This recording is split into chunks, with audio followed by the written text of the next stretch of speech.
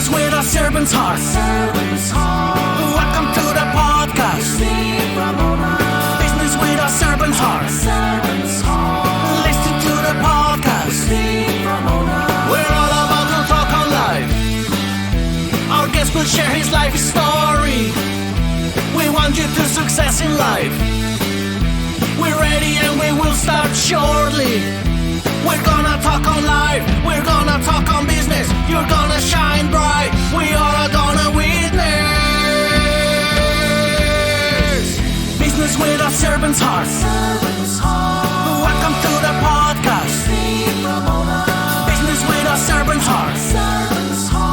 Listen to the podcast.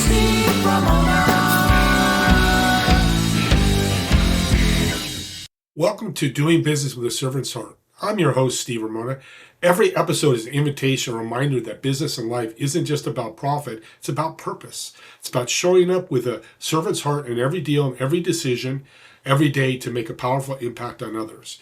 Today's guest is going to light you up. You'll be motivated, you'll be challenged, and most importantly, you're going to walk away with tools that inspire action both in your life and the lives of others. Audience, here's your homework. How will you serve yourself and others today? Doesn't have to be a big impact. Even a small act of kindness or courage can change the game. So lean in, take notes. Shout out to my two sponsors, A Mind for All Seasons. Your brain is your greatest competitive edge, and it deserves to perform like one. Want to think faster, remember more, and stay focused longer? Just text the word optimize to 72000. Optimize to 72000 and get instant access to 6 short, powerful videos, each just 3 to 5 minutes, that reveals simple strategies to unlock peak mental performance. Because when your brain is clear, your business grows. And the Epic Impact, the storytelling system that helps your message connect and convert, it's just 4 steps. Engage, persuade, inspire, close with clarity. I use it every day for all my messages. Try it free at epicimpact.ai with code STEVE. Change your messages, change your results.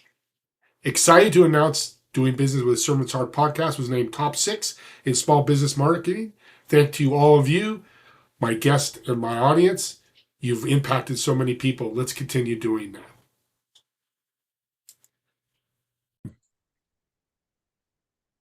Welcome everyone to Doing Business with a Servant's Heart. I'm your host, Steve Ramona. Boy, I'm excited today because I just spent 10 minutes with our guest and I'm standing on cloud 9, cloud 10 probably with him. Because you know what? He cares about people. He's the true servant's heart. And that's why we bring these guests on. Not only to transform you, but to educate you and inspire you and motivate you. You pull something out, a golden nugget that could change your life, or you reach out to them and it changes your life. So let's jump in here. Matt, welcome to the show. I'm so thrilled to be here, Steve. Thanks for having me on today. You said something interesting while we were talking in the green room. Reality check. Yeah. Dive into that because it's so powerful.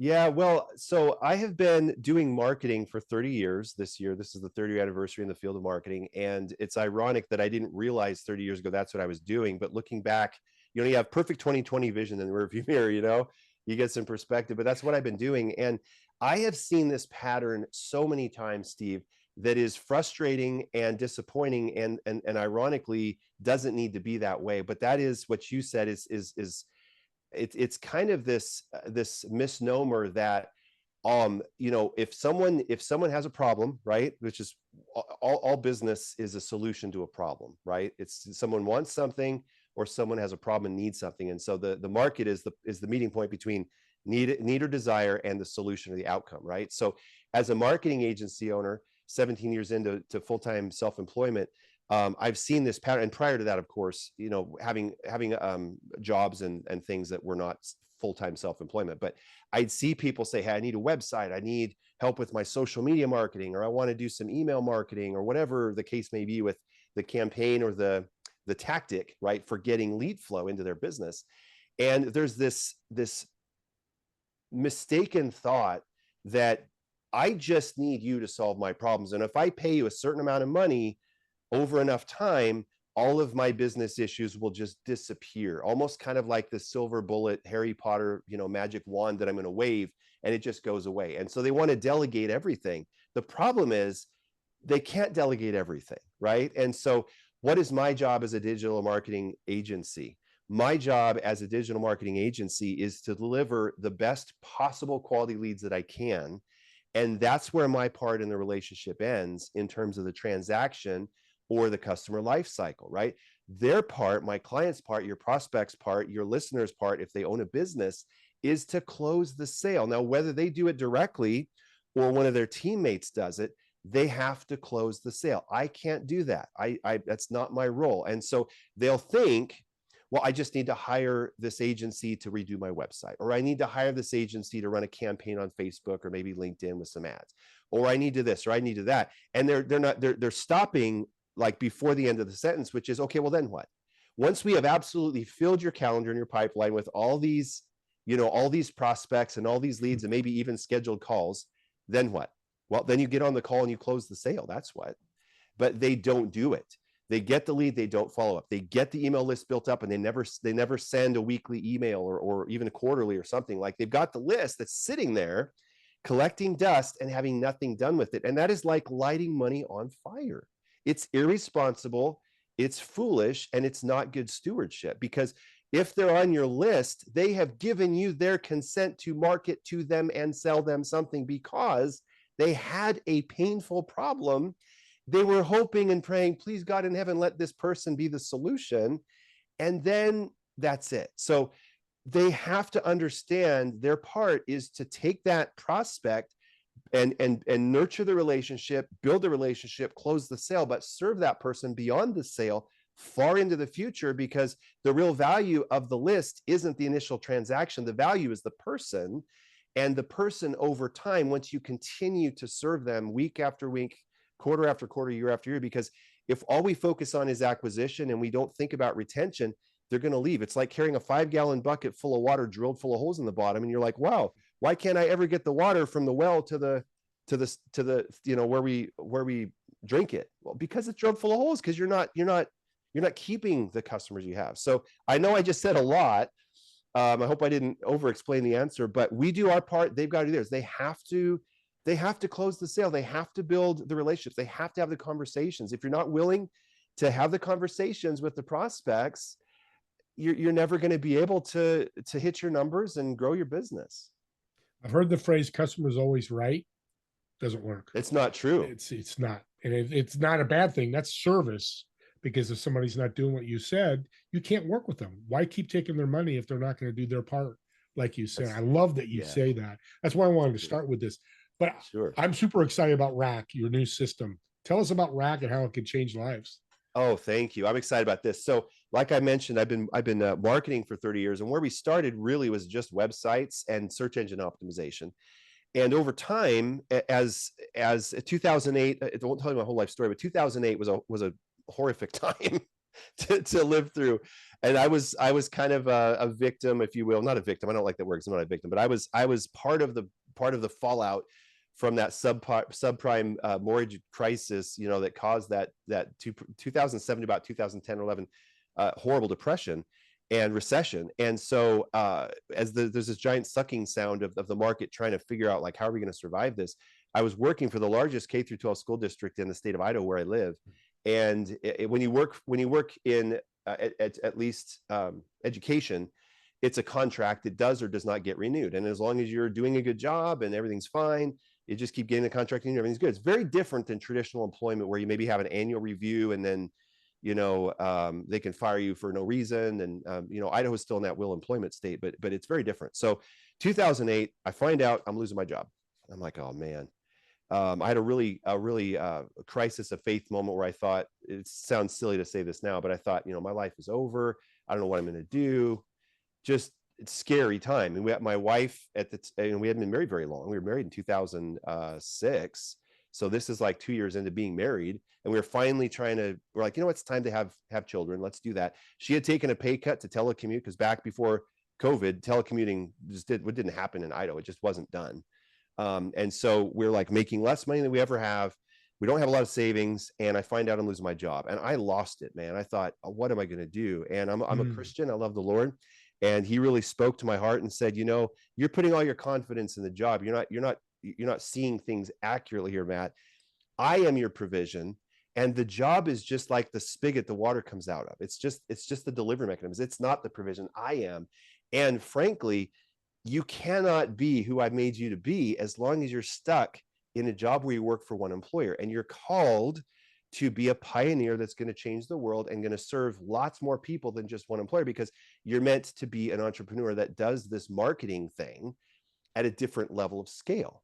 And I was very excited. I'm not really a risk taker, but when the Lord speaks to you about something just directly as he can, it's hard not to get excited. So I was like, all right, let's go. So fast forward, doing the marketing thing, doing the website thing, doing SEO, doing brand development, and even got to do some fun stuff with like product packaging and just a lot of fun kind of niche kind of areas that we were able to work with, a lot of different clients, and having fun doing it. But I also realized after a while, I'm like, you know what, we are not retaining our clients very well. Like our churn rate is insane. It's bad.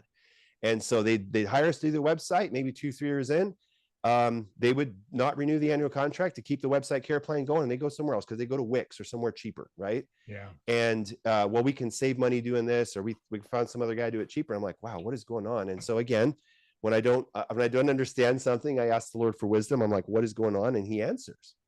And he pointed out, he said, well, the problem, Matt, is that you're really kind of playing whack-a-mole with symptoms, and you're not solving the root problem for people. And so you're actually delivering a less than comprehensive solution, and you're also working with no fit clients, right? And so I'm like, okay, well, what do we do about that? He says, well, number one, let's talk about the no fit clients later. Let's focus on the problem itself. The problem itself is if you're just giving people websites, you're just delivering an item of value, but you're not actually solving the root business problem for them. Because a website is what? A website is the singular portal through which you want to direct all traffic, since that's the one thing you can control, and Facebook can't decide to cancel you and close your account for whatever reason, and now your whole business is screwed, right? The website is like the core, the heart of all the marketing that the traffic goes to, because then we have sales message, we have sales funnel, we have call to action, we have customer journey roadmap, all those things. But there's a lot more to it than that. And so what you need to do, Matt, is you need to solve the root problem for business. And I said, well, what is that? He said, you need to develop something that will close the loop on the entire customer journey. I said, okay. So we were dialoguing, and so this thought dropped into my mind, and it was a word. It was RACK, R-A-C-K. And as I was kind of processing this and thinking through the process, right? Because we get customers, but then what? So before you get customers, there's work that has to happen before you actually get a sale. And then after you get the sale, there's more work that needs to happen. And so I started, it's kind of like I got in a helicopter, went up to the, maybe 50,000 foot level overview of looking at the business from the perspective of the business itself that provides the solution, and then the buyer, the dream customer that needs the solution that the company provides.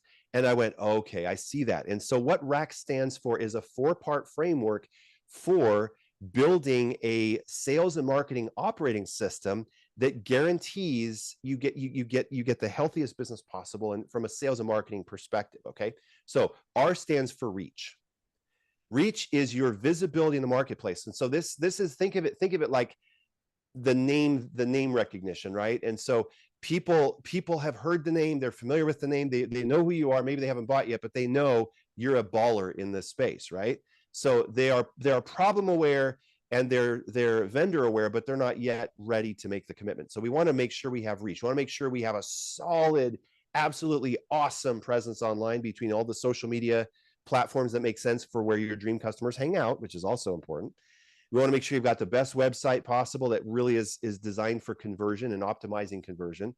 And you want to make sure that you are also engaging with people where they live, right? So because people are moving away from traditional process for finding information of just going to Google and searching, using search engines, they're using ChatGPT, they're using all sorts of different AI tools that are even built into our devices natively now. Yeah. We've got to have that presence everywhere. So that's reach. Now, the next part though is once they've been reached and they're moving towards the commitment to solve the problem with spending money, right? We need to attract them. So it's one thing to know that you exist. It's another thing entirely to go, well, I don't just know you exist. You're kind of making the short list of the best solution providers I think out there that I want to actually have a conversation with about maybe it didn't make sense to work with them. And so kind of like when you are courting someone, if you're on the market and you're single and you want to be married, okay, you're going to go on a lot of dates, you're going to meet a lot of people, but you have to attract those people, right? So if you're an app person and want to do the dating apps, great. If you want to go meet people through philanthropic, endeavors of volunteering, whatever that is, right? Find your people, but you want to attract them because you want to get the date, right? So what you have to do is you have to make yourself attractive. You have to make yourself presentable. You have to make yourself compelling, because we want to attract the prospects so that they become leads, because a prospect is not the same thing as a lead. A prospect is a potential lead. A lead is someone that goes, I don't just know that you might be able to solve my problem. I actually might want to buy from you. Okay, so a lead is more valuable, but they're still not a customer. So once we've attracted them into our network, into our world, right, our ecosystem, we want to get them on our list. We want to get them an item of value. We want to give them something very valuable for free. Maybe it's a course. Maybe it's a podcast episode. Maybe it's a book we wrote. It's all kinds of things where we're starting to solve some very specific, acute, painful problems with a little taste, kind of like the appetizer, right? Mm-hmm. But to get that item of value, they're going to give us their name, their email address, their business name, their phone number, right? If we're working in B2B, if they're just a business to consumer, then just the contact information. So they're on our list. Cool. So reach, attract. But then here's the really critical part: convert, right? RACK, reach, attract, convert, and then keep. So convert is the actual process of taking a person from prospect to lead to then customer, right? So this is where we get their money. We've established the point of trust where they're willing to invest their most precious resource, which is time, and their money to work with us. And then we have to understand this is not the end. This is the beginning, right? So back to the metaphor of dating. If you want to be married and you want to stay married and you want to have a healthy, fulfilling marriage, what are you going to do? You're never going to stop dating and studying and serving your spouse. So it's just the same way in business. And I think a lot of people make a mistake of not thinking about business in a proper context, because people buy not from companies, they buy from people. People buy from people that work for companies, but they buy from people they know, like, and trust. So we have to understand know, like, and trust doesn't end with the first transaction. It begins with the first transaction, and we have to keep earning and maintaining that trust, because if we don't, they're going to go somewhere else, which is where the K part, keep, comes in. We have to recognize it, because it's between, depending on which research you look at with this stuff, between 7 to 10 times more expensive to acquire a new customer as it is to keep the ones you have. I think that the retention part is where most companies miss it, because they're so focused on acquisition, they neglect the gold mine or ATM sitting in front of them, which is the customers they have. And I honestly, I just experienced this myself, also being a consumer. We all are, right? Is I had been with Verizon. I'm going to name names, guys. I was with Verizon for 15 to 20 years. And I saw a commercial, hey, new customers only. We're going to give you a new $1,500 iPhone. We're going to give you this crazy plan of unlimited, just insane price, right? And value of all these things for new customers. I'm like, wait a second. I have been paying you about $90 a month for over a decade. What do you got for me? Oh, well, this is for new customers only. Guess what? We're not a Verizon customer anymore. And I was loyal to a fault, man. I was like, I will never change. I don't care. They've got the best network. The phone always works. I'm just staying with Verizon. Well, I'm not with them anymore. We're with US Mobile now. I'm paying a fraction of what I'm paying, like 20% of what I was paying. And the coverage is just as good. And it is apples to apples, even on the same physical hardware. But again, they lost the business because they didn't see the value of the customers they had, because they're greedy.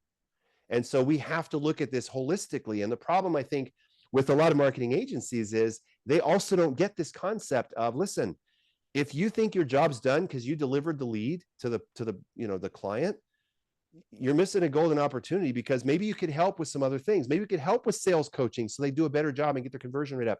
Maybe you could help with education about strategies, loyalty and rewards programs, and actually providing a software-based solution to do that, so they actually have the technical resources to help retain those customers, right? So I know it was a long answer, Steve, but the RAC came from the realization that I need to provide a holistic, comprehensive solution so that our clients go, wow, I mean, I've never heard anyone talk about this stuff, but this just makes sense. And then what happens over time as you do this is you start to see, because you need to track the numbers, you've got to be aware of the key performance indicators that are the truth tellers of, is your business healthy or not, right? Stop looking at the vanity metrics and the reports, that are super technical and go right over your head. And, well, it said we got X visitors this month, so it must be working.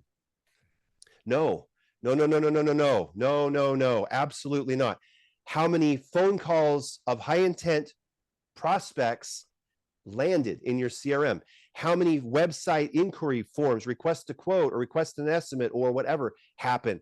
How many visitors? Yes, but the visitor is not really the metric. It's kind of the cause and effect, right? More traffic of high intent equals more leads. So is there a correlation? Yes. But if you're just looking at traffic, unique visitors, and that's it, and you think you've arrived, you're not looking at this correctly, right? So take off the Pollyanna rose-colored glasses, look at your business objectively like a forensic accountant, okay? And look at the metrics that matter. And so measure over time. So do a baseline snapshot. What are we looking at? How many leads are coming in? Okay, how many of those closed? And then 6 months from now, how many of those people are still buying from us? Close the loop. So providing really a holistic solution. And that's where Rack came from. And that's how we approach every client relationship. If someone just wants a website and they're not interested in growing their business, will I work with them?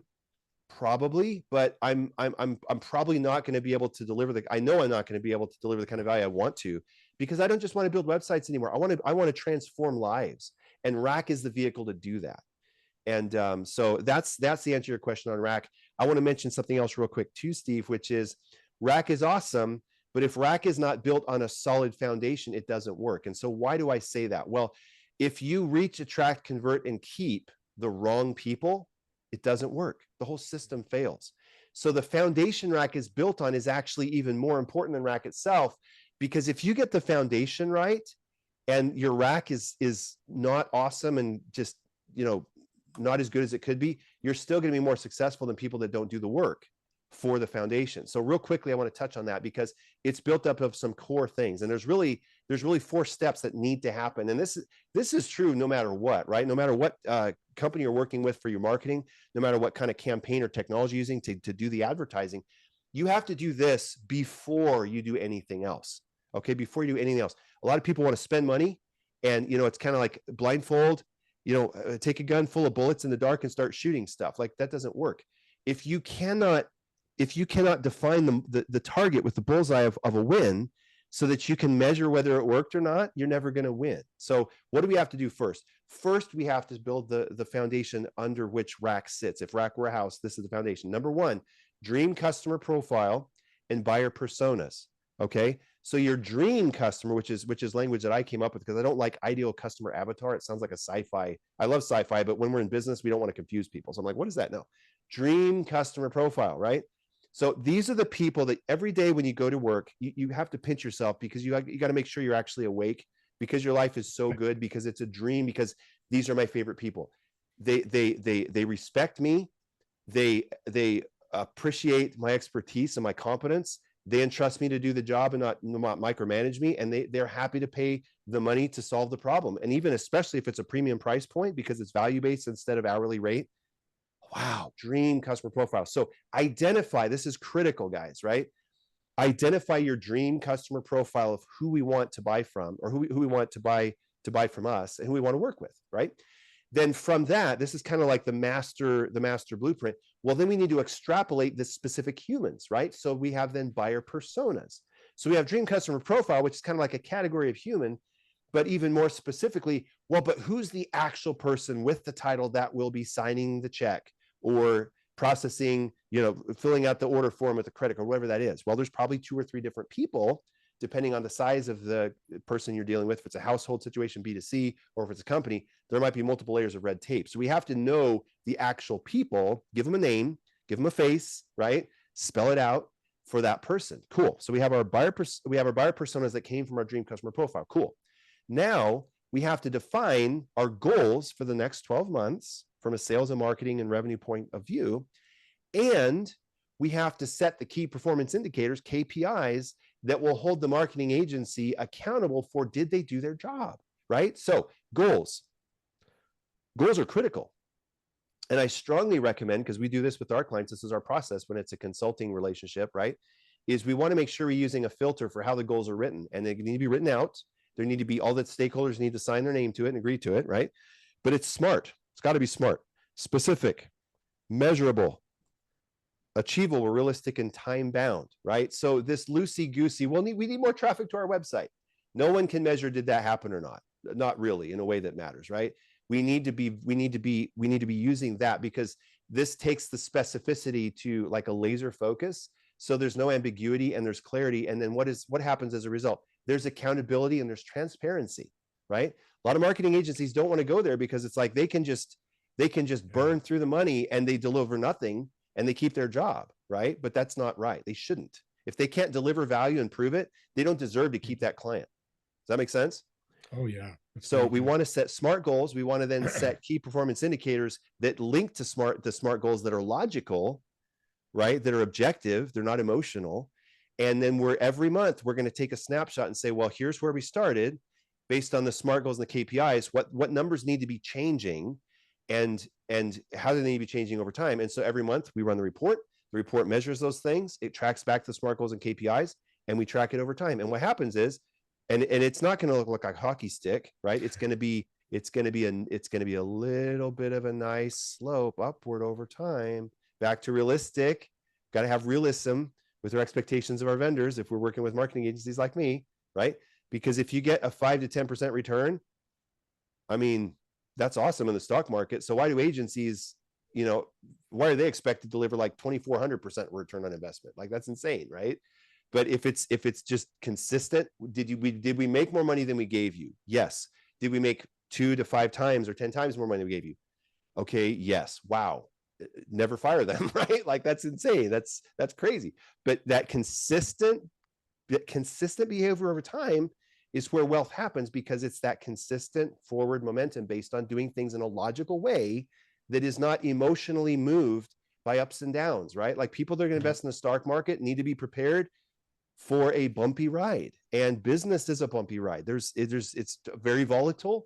New competitors come on the market all the time. Market conditions fluctuate and change, and your pricing goes through the roof because your costs go through the roof. So you got to be able to be okay with some of that volatility, but you have to stick to the process, right? That's the beauty of the process, is it doesn't care what happened with the price of lumber this month. If we're in home services and we build houses, right? It doesn't matter.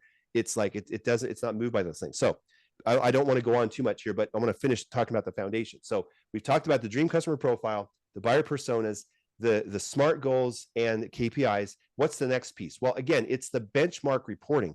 Again, a lot of companies, they don't know what they don't know, and it still kills them, okay? Because they don't have concrete objective tools that you don't need a PhD in marketing to understand, because it's like a foreign, alien language, right, from some other species in the universe. Like, what am I looking at?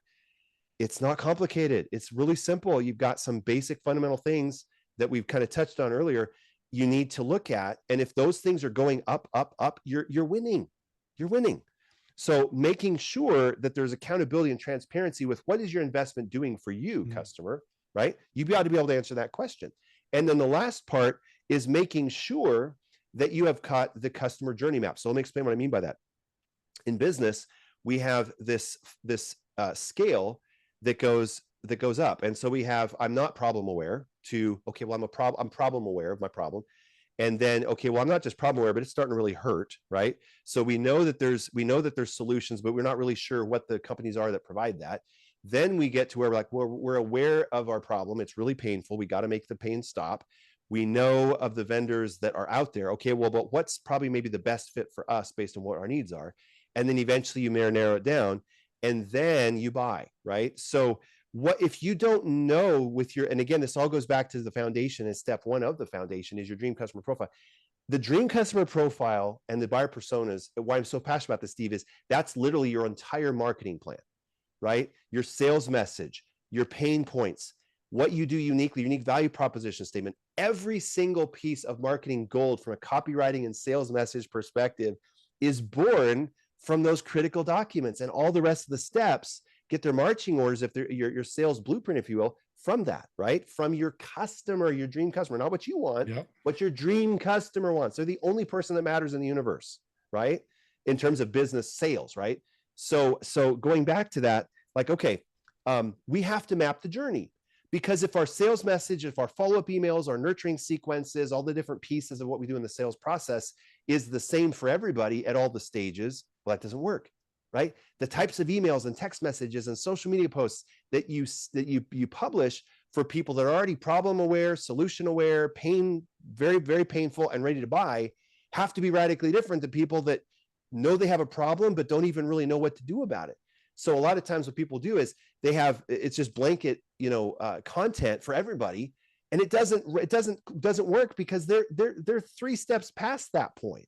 So your product, right? We develop product in the marketing business. We develop product in the form of email copywriting and web pages and things like that. The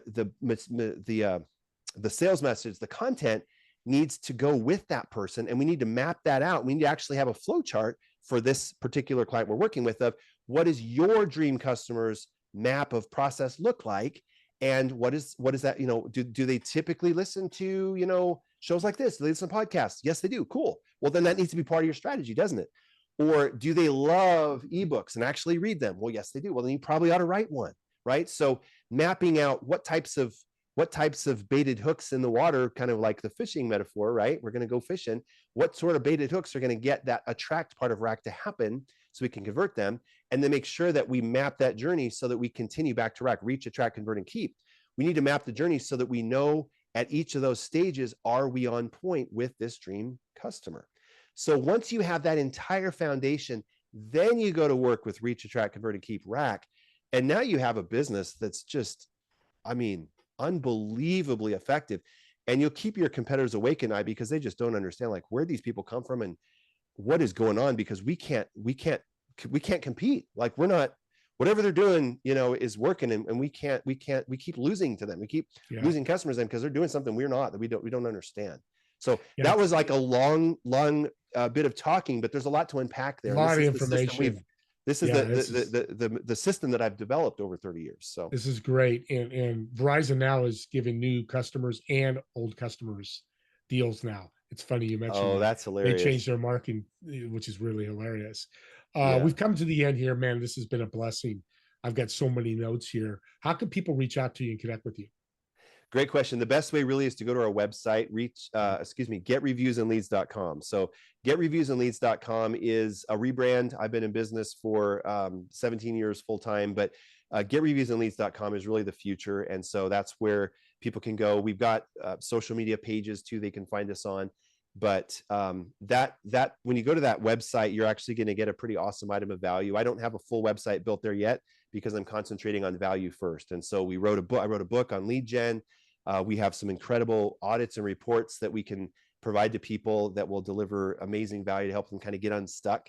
But getreviewsandleads.com is the best place, because that's going to be eventually where everything's made available that people can kind of get started with us.